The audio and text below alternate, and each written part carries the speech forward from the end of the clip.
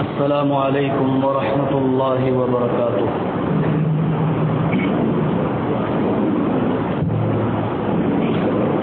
الحمد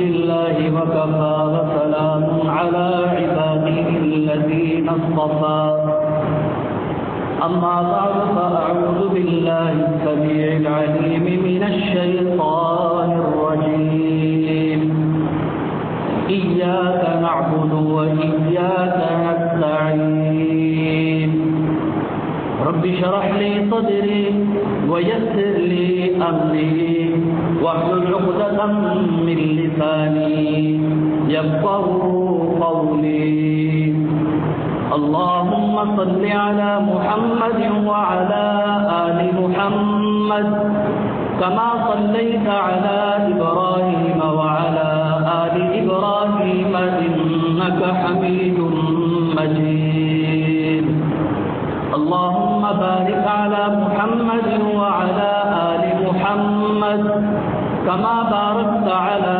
إبراهيم وعلى آل إبراهيم إنك حميد مجيد، اللهم أرنا الحق حقا وارزقنا اتباعه وأرنا الباطل باطلا وارزقنا اجتنابه وأرنا الأشياء كما هي، يا معلم إبراهيم علمني ويا مفهم سليمان فهمني۔ ہر قسم کی حمد و ثنا، کبریائی، بڑائی، بزرگی، تحلیلات، تمجیدات، تکبیرات اللہ رب العالمین، اللہ رب العزت، اللہ وحدہ لا شریک لہ کے لیے ہے۔ اسی کے ساتھ بھی درود و سلام ہو امام الاولین والآخرین، خاتم النبیین جناب محمد الرسول اللہ صلی اللہ علیہ وسلم کی ذات اقدس پر، ریت کے ذرات سے زیادہ، سمندر کے قطروں سے زیادہ اور رب العالمین کی تمام مخلوقات سے زیادہ صلی اللہ علیہ وعلی آلہ وصحبہ وسلم۔ مختصر حمد و صلات کے بعد گزشتہ ہماری گفتگو قرآن مجید کی ایک سورۃ الفاتحہ کی ایک آیت ایاک نعبد و ایاک نستعین کے حوالے سے ہو رہی تھی، اور لفظ ایاک نعبد میں ہم نے عبادت کے مفہوم کو سمجھنے کی کوشش کی، اور ہم یہ گفتگو سن رہے تھے کہ کون کون سے اعمال وہ افضل ترین عبادت کہلاتے ہیں۔ گزشتہ میں نے پیغمبر علیہ السلام کی ایک حدیث پیش کی تھی کہ جس میں اللہ کے پیغمبر علیہ السلام نے فرمایا تھا افضل العبادہ الفقہ، افضل ترین عبادت وہ دین کی سمجھ حاصل کرنا، تفقہ فی الدین، دین سیکھنا اور سکھانا ہے۔ یعنی ایک انسان اگر دین سیکھتا ہے اور دین سکھاتا ہے تو وہ کوئی عام عبادت نہیں کر رہا بلکہ افضل ترین عبادت کر رہا ہے۔ اللہ رب العالمین قرآن مجید میں سورہ توبہ میں ارشاد فرماتے ہیں، اور یہ ارشاد اس وقت ہے کہ جب اکثر صحابہ اور اکثر لوگ جہاد پہ جانے کے لیے تیار ہیں۔ اللہ فرماتے ہیں وَمَا كَانَ الْمُؤْمِنُونَ لِيَنْفِرُوا كَافَّةً، ان مومنوں کو کیا ہوا کہ یہ سارے کے سارے جہاد پر جانے کے لیے تیار ہیں۔ فَلَوْلَا نَفَرَ مِنْ كُلِّ فِرْقَةٍ مِّنْهُمْ طَائِفَةٌ لِيَتَفَقَّهُوا فِي الدِّينِ، ان مومنوں میں ایک جماعت ایسی کیوں نہیں نکلتی کہ جو لیتفقہوا فی الدین، دین سیکھنے کے لیے نکلے۔ جس طرح کچھ لوگ جہاد کے لیے نکلتے ہیں، کچھ لوگ تجارت کے لیے نکلتے ہیں، کچھ لوگ سیر و سیاحت کے لیے نکلتے ہیں، اسی طرح اللہ فرماتے ان مومنوں کو چاہیے کہ ان میں سے ایک جماعت لیتفقہوا فی الدین، دین سیکھنے کے لیے بھی نکلے۔ اور یہ دین سیکھنے والا عمل، آج ہم اس عمل سے اجتماعی طور پر پیچھے ہو چکے ہیں۔ نہ ہم بذات خود تفقہ فی الدین کی کوشش کرتے ہیں، اور نہ ہی ہم اپنی اولاد کو، اپنے گھر والوں کو، اپنے دوست احباب کو تفقہ فی الدین کی ترغیب دلاتے ہیں، اس لیے کہ ہمارے ذہنوں میں یہ ہے کہ دین کا سیکھنا یہ استحبابی عمل ہے، اچھا عمل ہے، ضروری وہ ہوتی ہے عبادت تو فرض ہو، یہ علم سیکھنا یہ فرض نہیں ہے۔ ہمارے ذہنوں میں یہ بٹھا دیا گیا ہے، اور ہم اس عبادت کو فرض نہ سمجھ کر ہم نے اسے مجموعی طور پر یکسر چھوڑ دیا، جبکہ نبی علیہ السلام فرماتے ہیں، آپ علیہ السلام کے صحابی انس بن مالک رضی اللہ تعالی عنہ کہ جنہوں نے بچپن سے پیارے پیغمبر علیہ السلام کی خدمت فرمائی، اور ان کی والدہ محترمہ نے انہیں پیغمبر علیہ السلام کی خدمت میں وقف کر دیا تھا کہ یہ میرا بچہ آپ کی خدمت بھی کرے گا اور آپ سے دین بھی سیکھے گا۔ انس بن مالک رضی اللہ تعالی عنہ فرماتے ہیں کہ اللہ کے پیغمبر علیہ السلام نے فرمایا، طلب العلم فریضۃ علی کل مسلم، یہ علم سیکھنا اور دین کا علم سیکھنا یہ فرض ہے ہر مسلمان پر۔ اس طرح نماز فرض، روزہ، حج، زکوٰۃ یہ ساری عبادتیں فرض، اس طرح فرمایا علم سیکھنا، اور طلب العلم کے اندر العلم ہے، الف لام سے اسم معرفہ بن جاتا ہے، یعنی خاص علم، اور خاص علم وہ قرآن و سنت کا علم ہے۔ فرمایا قرآن و سنت کا علم سیکھنا یہ فرض ہے علی کل مسلم، ہر مسلمان پر۔ اب اس میں بچہ بھی شامل ہے، بوڑھا بھی شامل ہے، نوجوان بھی، مرد بھی، عورت بھی، ہر شخص شامل ہے۔ فرمایا یہ فرض ہے یہ دین کا علم سیکھنا۔ لیکن آج آپ دیکھ لیں، کسی کے سامنے دین کی بات کریں یا کسی کو دین کی طرف بلانے کی ترغیب دیں، یا کسی سے یہ کہیں کہ آپ اپنے بچے کو یا خود دین کی طرف راغب کریں، تو کہتے ہیں یہ ضروری نہیں ہے، علماء اکرام کر رہے ہیں بس کافی ہے۔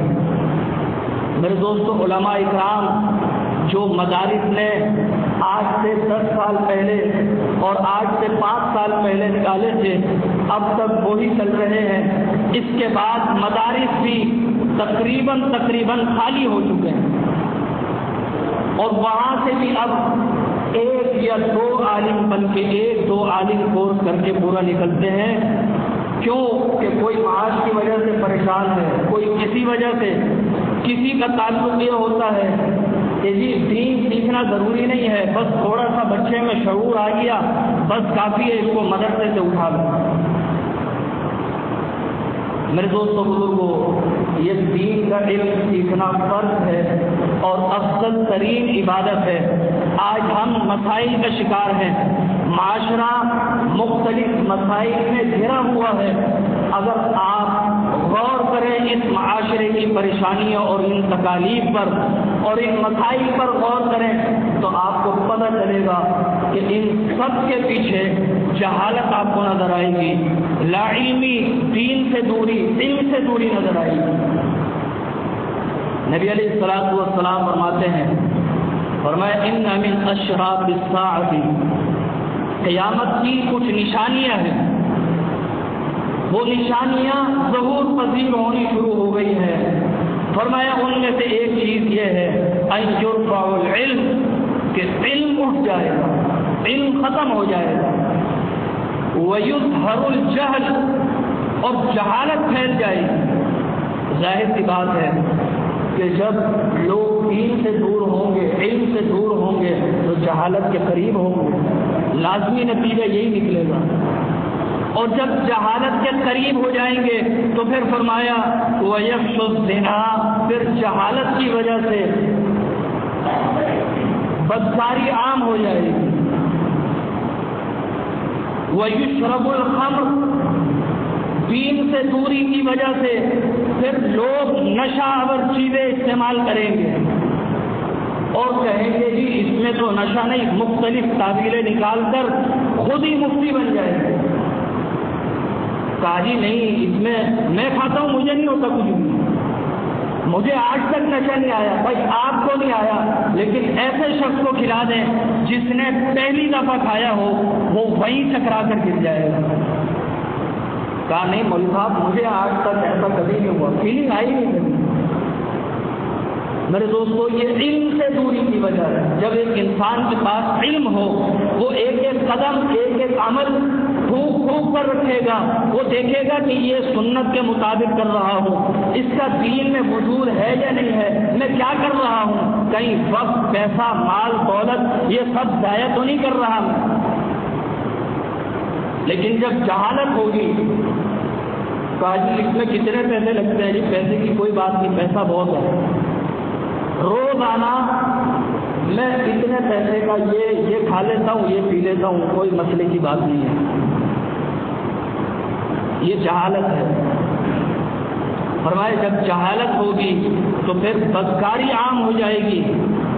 کیوں کہ اس جہالت میں پڑھ کر لوگوں نے نکاح کو اور شادی والے بہترین عمل کو اتنا مشکل بنا دیا ہوگا کہ وہ جہالت والی رسم و رواج میں پڑ چکے ہوں گے۔ کہا جی مہندی نہیں کی آپ نے، یہ کیا کر دیا، مہمان انتظار کر رہے تھے، آپ نے ایک ہی ڈش بنوائی بس، ہم تو سمجھ رہے تھے کہ آپ نے ٹکے بھی اور روز بھی اور یہ بھی سب بنوایا ہوگا۔ کہا جی آپ نے بس چند لوگ بلائے اور بارات گھر سے رخصت کر دیا بیٹی کو، خاندان والے کیا کہیں گے؟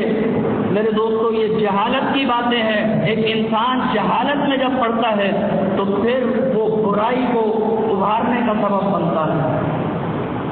فرمایا وَيَفْشُ الزِّنَا وَيُشْرَبُ الْخَمْرُ، پھر کیا ہوگا، نشہ آور چیزوں کا استعمال عام ہوگا، وَيَذْهَبُ الرِّجَالُ، اور لوگ مریں گے، مرد ختم ہوتے جائیں گے۔ مرد ختم ہونے کی بھی ایک وجہ جہالت ہوتی ہے۔ کہا جی وہاں پر احتجاج میں جا رہے ہیں، کیا ہوا، کیوں؟ کہا نہیں وہ ہماری تنظیم کے خلاف ایسی بات کہہ دی اس نے، ہم اس کے لیے احتجاج کریں گے۔ احتجاج پر نکلے، وہاں افراتفری مچی، لوگ مر گئے۔ اب مرد ہی نکلتے ہیں، ایسے کام زیادہ مرد ہی کرتے ہیں۔ فرمایا مرد ختم ہوں گے، عورتیں باقی رہنا شروع ہو جائیں گی، حتیٰ کہ ایک وقت آئے گا حتیٰ یکون ل50 امرأۃ، 50 عورتوں کا کفیل ایک شخص ہوگا۔ اتنے مرد ختم ہو جائیں گے، یہ سارا کچھ ہوگا جہالت کی وجہ سے۔ لوگ اپنے مقصد کو بھول جائیں گے۔ علم انسان کو مقصد پر رکھتا ہے، وہ مقصد سے ہٹنے نہیں دیتا۔ لیکن جب جہالت عام ہو جاتی ہے تو پھر ہر غیر عمل کو انسان مقصد سمجھنے لگتا ہے۔ پھر اسے جو بتا دیا جائے، جس ٹرک کی بتی کے پیچھے لگا دیا جائے، بس وہ وہاں بھاگنا شروع ہو جاتا ہے۔ اس کے پاس علم ہی نہیں ہوتا۔ جب علم نہیں ہوتا، سوچنے کی صلاحیت ختم ہو جاتی ہے۔ علم سے انسان کے ذہن کی سوچنے کی صلاحیت مضبوط اور پختہ ہوتی ہے۔ فرمایا یہ قیامت کی نشانیاں ہیں، جب علم اٹھے گا تو یہ ساری چیزیں شروع ہو جائیں گی۔ عزت تو قدرت الفی وہ تھی والا، پھر کیا ہوگا، لوگوں پہ ٹیکس کا پیسہ وہ حکمران اپنی ملکیت سمجھ کر اسے اپنے ذاتی اخراجات پر خرچ کریں گے، کیونکہ انہیں پتہ ہی نہیں ہوگا کہ یہ ٹیکس کلیکشن کس وجہ سے ہوتی ہے۔ یہ لوگوں کی فلاح و بہبود کے لیے، ملک کی ترقی کے لیے۔ وہ سمجھتے ہیں کہ یہ ہمارا پیسہ ہے، اب اس کی 8 لاکھ روپے تنخواہ کر دو، اس کی 9 لاکھ روپے۔ کہا جی 3 افراد ہیں گھر میں، اتنا بڑا بنگلہ ہے، ایک کتا بھی ہے، میرا 2 لاکھ میں خرچ نہیں ہو رہا پورا، آپ 8 لاکھ روپے کر دیں۔ 8 لاکھ روپے کے علاوہ اس کے علاوہ اوپر کی کمائی الگ ہے۔ فرمایا جب عزت تو ٹیکس کے مال کو لوگ اپنا ذاتی مال سمجھنے لگیں گے، والامانۃ مغنما، علم ختم ہونے کی وجہ سے جب کسی کے پاس امانت رکھوائی جائے گی تو اسے وہ مال غنیمت سمجھے گا۔ آ گیا مرغا ہاتھ میں، اس نے 1 لاکھ روپے جمع کرائے، یار یہ میں مشکل وقتوں میں آپ سے لے لوں گا، اس کو اپنے پاس سیو کر لیں۔ اس نے اس میں سے خرچہ کر کے سارا اڑا دیا۔ اب جب وہ مانگنے والا آیا، اس کے سامنے اپنی وہ پریشانیاں رکھی، میں اتنا بیمار ہو گیا تھا، اتنا مقروض ہو گیا تھا۔ سامنے والا کہتا ہے یار اب تو اس کو میں زکوٰۃ بھی دے دوں۔ وہ 1 لاکھ تو ہڑپ کر گیا اور مزید زکوٰۃ اس کو دے دیتے ہیں کہ یار یہ ضرورت مند ہے۔ فرمایا وہ زکوٰۃ مغرما، زکوٰۃ کو لوگ تاوان سمجھیں گے، بھتہ سمجھیں گے۔ کتنے لوگ ہم سے مسئلے پوچھتے ہیں، قاضی مولوی صاحب بجلی مہنگی ہو گئی، گیس مہنگی ہو گئی، اتنے ٹیکس لگ گئے، کیا اب بھی ہم زکوٰۃ دیں گے؟ میرے دوستو، آپ نے زکوٰۃ کو بھتہ سمجھ لیا۔ پیارے پیغمبر علیہ السلام فرماتے ہیں جب علم اٹھ جائے گا، قرب قیامت ہوگا، تو پھر لوگ ٹیکس زکوٰۃ کے پیسے کو بھتہ سمجھیں گے کہ جی ہم بھتہ دے رہے ہیں۔ فرمایا وَتُعُلِّمَ لِغَيْرِ الدِّينِ، جہالت کی بنا پر پھر وہ دین کا علم نہیں سیکھیں گے۔ وہ کہیں گے جی 4 سال کا کورس کرو، اتنا ڈپلومہ کرو، بچے کو کراؤ، ہینڈسم سیلریاں، بچے کی لائف بن جائے گی۔ لیکن میرے دوستو بزرگوں، آپ نے اس کی دنیا تو بنا دی، اور میں کہتا ہوں اس کی دنیا بھی نہیں بنے گی۔ پیسہ سب کچھ نہیں ہوتا، پیسہ ہو اور سکون بھی ہو پھر انسان کو فائدہ ہوتا ہے۔ ہر چیز پیسہ نہیں ہوتا۔ فرمایا وَتُعُلِّمَ لِغَيْرِ الدِّينِ، دین کا علم نہیں سیکھیں گے، ہر قسم کی تعلیم حاصل کر لیں گے لیکن دین کا علم نہیں سیکھیں گے، کیونکہ انہیں دین کا علم سیکھنے کا مقصد ہی پتہ نہیں ہوگا۔ جسے زندگی کا مقصد پتہ نہ ہو وہ پھر دین کے قریب کیوں جائے گا؟ دین کے قریب ہو جاتا ہے کہ جسے زندگی گزارنے کا مقصد پتہ ہوتا ہے۔ فرمایا وَظَهَرَتِ الْأَصْوَاتُ وَأَطَاعَ الرَّجُلُ امْرَأَتَهُ، پھر لا علمی کی وجہ سے قرب قیامت ایسا ہوگا کہ لوگ زن مرید بن جائیں گے، اپنی بیوی کی شریعت کے خلاف بات ہو، کیسی بری بات ہو، وہ ماننے کو تیار ہو جائیں گے، نہیں یہ صحیح کہہ رہی ہے۔ وَعَقَّ أُمَّهُ، اور اپنی ماؤں کی نافرمانی کریں گے۔ فرمایا ہوا وَأَدْنَا صَدِيقَهُ، اپنے دوستوں کو اپنے قریب کریں گے۔ وَأَقْصَى أَبَاهُ، اپنے باپ کو دور کریں گے۔ کیسی جہالت انسان سے کیا کیا کرواتی ہے۔ انسان مقصد سے ہٹ جاتا ہے، اسے پتہ ہی نہیں کہ یہ والدین میری دنیا آخرت کی بہتری کے لیے ہے، ان کی خدمت کروں گا تو دنیا بھی ملے گی، آخرت بھی ملے گی، لیکن وہ اپنے دیگر لوگوں کو قریب کریں گے، والدین کو دور کریں گے۔ فرمایا وَكَانَ زَعِيمُ الْقَوْمِ أَرْذَلُهُمْ، اور اس قوم کا اس قیامت کے قریب جہالت کی وجہ سے اس قوم کا جو لیڈر ہوگا وہ اس قوم کا ذلیل ترین آدمی ہوگا۔ لوگوں نے ووٹ لا علمی پر دیے ہوں گے، کہا جی یہ نئی تبدیلی ہے، بس تبدیلی آ گئی، سونامی آ گیا۔ اب لوگوں کو کچھ پتہ نہیں کہ اس نے کیا کرنا ہے، کہا نہیں یہ سچا آدمی ہے۔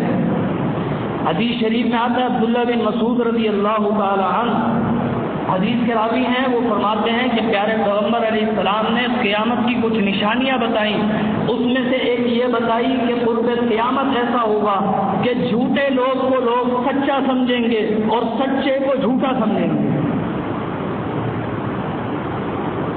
صادق و امین ہے۔ اور کہا جی یہ صادق و امین نہیں ہے، یہ صادق و امین ہے جو وعدے کر کے جھٹلا دے، جو اپنے وعدوں کی خلاف ورزی کرے، وہ آج صادق و امین ہے۔ فرمایا اس قوم کا قیامت کے قریب جہالت کی بنا پر اس قوم کا لیڈر جو بنے گا وہ اس قوم کا ذلیل ترین آدمی ہوگا۔ فرمایا وسادۃ القبیلۃ، اور ان کے قبیلوں کا جو سربراہ بنے گا وہ سب سے بدکار شخص ہوگا، جو سب سے برا ہوگا وہ اس وقت کے لوگوں کا سردار بنے گا۔ لوگوں کو پتہ ہی نہیں ہوگا کہ کیریکٹر کن کن اعمال میں انسان کا کیریکٹر دیکھا جاتا ہے۔ لوگ امامت میں، خطابت میں ذرا ذرا کی چیزیں تو دیکھتے ہیں، جی مولوی صاحب کی داڑھی نہیں ہے یہ امام نہیں بن سکتے، ان کے سر پہ ٹوپی نہیں ہے یہ امامت کیسے کرا رہے ہیں؟ حالانکہ یہ چیزیں نماز کے لیے شرط نہیں ہے، لیکن جو چیزیں جہاں دیکھنی چاہیے، رشتہ ہو رہا ہو، آپ اس وقت لڑکے کا کیریکٹر دیکھیں کہ ماضی میں یہ کیسا تھا، یہ محسنات میں سے تھا، پاک دامن تھا، یا یہ کیسا تھا۔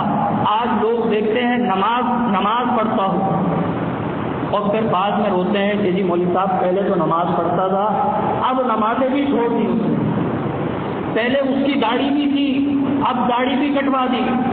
بھائی آپ کو کس نے کہا یہ دیکھنے کو؟ یہ ان چیزوں میں شرط نہیں ہے۔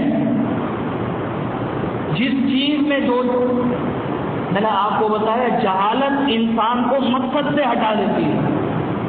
اب انسان کیا کرتا ہے، ہر کام کے پیچھے دیکھے گا یہ نماز پڑھتا ہے یا نہیں پڑھتا، وہ لیڈر بھی وہی بنے گا، حکومت بھی وہی سنبھالے گا، ہر چیز اسی کو دیں گے کہ جو نماز پڑھے گا، باقی سب کچھ کرتا رہے۔ میرے دوستو، ہر چیز کی اسلام نے الگ الگ تفصیل بتائی ہے، کہاں کون سی چیزیں دیکھنی ہے، کہاں کون سی چیزیں دیکھنی ہے۔ ہم نے ہر چیز کو نماز کے ذریعے دیکھتے ہیں، ہر چیز کو۔ نماز ایک انسان پڑھتا ہے، اپنے لیے پڑھتا ہے، اللہ اور اس کے بندے کا وہ ایک رابطہ ہے، اللہ اور اس کے بندے کا ایک تعلق ہے۔ اس کی نمازوں سے ہمیں کیا فائدہ؟ ہمیں فائدہ ہوگا جب ہم اس کا کیریکٹر دیکھیں گے سامنے والے کا کہ یہ کیسا شخص تھا۔ تجارت کر رہے ہیں تو تجارت میں اب یہ نہیں دیکھیں گے یہ نماز پڑھتا ہے یا نہیں۔ میں نے بہت سے لوگوں کو اپنی آنکھوں سے دیکھا ہے، لوگوں کو دھوکہ دیا تجارت کے اندر، وہ تہجدیں بھی پڑھتے تھے لیکن اس کے باوجود دھوکہ دیا، لیکن ہاں وہ جھوٹ بولتے تھے۔ اس شخص نے یہ غور نہیں کیا کہ یہ جھوٹ بولتا ہے، جھوٹے کے ساتھ تجارت نہیں ہو سکتی، وہاں وہ چیز دیکھنی۔ تو جہالت انسان کو مقصد سے ہٹا دیتی ہے۔ جب ایک انسان دین کے قریب ہوتا ہے تو وہ اپنے مقصد پر رہتا ہے۔ فرمایا وظہرت الاصوات فی المساجد، مسجدوں میں آوازیں بلند ہوں گی، لوگ مسجدوں کو اپنی جاگیر سمجھیں گے، وہاں لڑائیاں ہوں گی، ممبروں پر، محرابوں پر، وہ سمجھیں گے ہمارے باپ دادا کی گدی ہے۔ میں اپنی آنکھوں دیکھا حال بتاؤں آپ کو، ایک مسجد سے خطیب صاحب کو ہٹایا، اور خطیب صاحب کو ہٹانے کی کوئی وجہ نہیں، بہترین خطیب، صرف اس وجہ سے ہٹایا کہ سابقہ خطیب صاحب کی اولادیں وہ یہ کہہ کر پہنچ گئیں کہ یہ ہمارے باپ دادا کا ممبر تھا، ہمارے باپ دادا یہاں جمعے پڑھاتے تھے، نمازیں پڑھاتے تھے، یہ ہمارا حق ہے۔ اب مسجدوں میں لڑائیاں جھگڑے کیوں؟ علم ہوتا تو یہ سمجھتے وَأَنَّ الْمَسَاجِدَ لِلَّهِ، مسجدیں کسی کی جاگیر نہیں ہے، یہ تو اللہ کے گھر ہے۔ انہیں صاف کرنا بھی کسی پر احسان کرنا نہیں ہے، ان مسجدوں کو چندہ دینا بھی کسی پر احسان کرنا نہیں ہے، یہ اپنے رب کو راضی کرنے کے لیے دیتے ہیں۔ لیکن جو لوگ، میں معذرت کے ساتھ کہتا ہوں، جو لوگ مسجدوں کی خدمت کرتے ہیں وہ پھر مسجد والوں پر روک بھی جھاڑتے ہیں، کہا جی ہم چندہ دیتے ہیں اس مسجد کو۔ جہالت کی وجہ سے انسان ایسی باتیں کرتا ہے۔ علم ہوگا اس کے دل میں اللہ کا خوف ہوگا کہ میں یہ عمل کرتا ہوں صرف اللہ کو راضی کرنے کے لیے، اس نے مجھ سے زیادتی کی ہے، کوئی بات نہیں، میں اس کے ساتھ اچھائی کروں گا۔ فرمایا مسجدوں میں آوازیں بلند ہوں گی، وَظَهَرَتِ الْقِينَاتُ وَالْمَعَازِفُ، ناچنے والیاں وہ عام ہو جائیں گی اور گانے بجانے والے آلات وہ عام ہو جائیں گے، کیونکہ لوگ اپنے مقصد سے ہٹ چکے ہوں گے۔ فرمایا وَشُرِبَتِ الْخَمْرُ، پھر وہی نشہ اور چیزوں کی بات آ گئی، وَلَعَنَ آخِرُ هَذِهِ الْأُمَّةِ أَوَّلُهَا، لا علمی کی وجہ سے قرب قیامت ایسا ہوگا کہ بعد میں آنے والے لوگ پہلے لوگوں کو برا بھلا کہیں گے، صحابہ کے بارے میں برا بھلا کہیں گے، لوگوں کو پتہ ہی نہیں ہوگا، لوگ لا علم ہوں گے کہ اس بندے نے صحابہ کے بارے میں کیا بات کہہ دی، اس بندے نے پیغمبر کے بارے میں کیا باتیں کہہ دی۔ لوگ لا علم ہوں گے، لوگ اس لیڈر کا دفاع کرنا شروع کر دیں گے، کیونکہ علم تو ہوگا نہیں، پھر انہیں پتہ بھی نہیں ہوگا کہ صحابہ اکرام کو نعوذ باللہ یہ کہہ دینا کہ وہ لوٹ مار کرتے تھے، یہ کتنی بڑی بات ہوگی۔ لوگ اس کا دفاع کریں گے، کہا جی نہیں، اس نے غلط بات کی، اس نے صحیح بات کہی۔ فرمایا علم نہ ہونے کی وجہ سے قرب قیامت ایسا ہوگا کہ بعد میں آنے والے لوگ پچھلے لوگوں کو برا بھلا کہیں گے اور لوگ ان کی تائیدیں کریں گے، کیونکہ لوگوں کے پاس علم نہیں ہوگا، جہالت کا دورہ ہوگا، ہر شخص اپنے آپ کو علم والا سمجھے گا لیکن حقیقت میں وہ جاہل ہوگا۔ میرے دوستوں بزرگوں، علم سے تعلق پیدا کرنا یہ بہت ضروری ہے، اتنا ضروری آج سے پہلے کبھی نہیں تھا، باوجود اس کے کہ ہمارے پاس سارے وسائل موجود ہیں اور پہلے سے زیادہ موجود ہیں۔ صحابہ اکرام، محدثین، تابعین، تبع تابعین، ائمہ اکرام، یہ لوگ ایک ایک حدیث سیکھنے کے لیے لمبے لمبے سفر کرتے تھے۔ آج ایک کلک کی دوری پر ہمارے پاس احادیث کے، قرآن کے، فقہ کے سارے خزانے ہمارے سامنے ہیں، وسائل سارے موجود ہیں، لیکن اس کے باوجود جتنا ہم علم سے قریب ہونے چاہیے تھے اتنا ہم علم سے دور ہیں۔ اس افضل ترین عبادت کو ہم نے چھوڑا ہوا ہے، اس فرض کو ہم بھلا بیٹھے ہیں۔ آج نتیجہ یہ ہو رہا ہے کہ باوجود اس کے کہ ہم یہ مسائل دیکھ رہے ہیں، اپنی آنکھوں سے دیکھ رہے ہیں کہ یہ مسائل لا علمی اور جہالت سے پھیل رہے ہیں، اس کے باوجود ہم علم کی طرف نہیں آ رہے ہیں۔ میرے دوستوں بزرگوں، علم والا کبھی بھی منافق نہیں ہوتا، یہ علم انسان سے نفاق کو دور کر دیتا ہے۔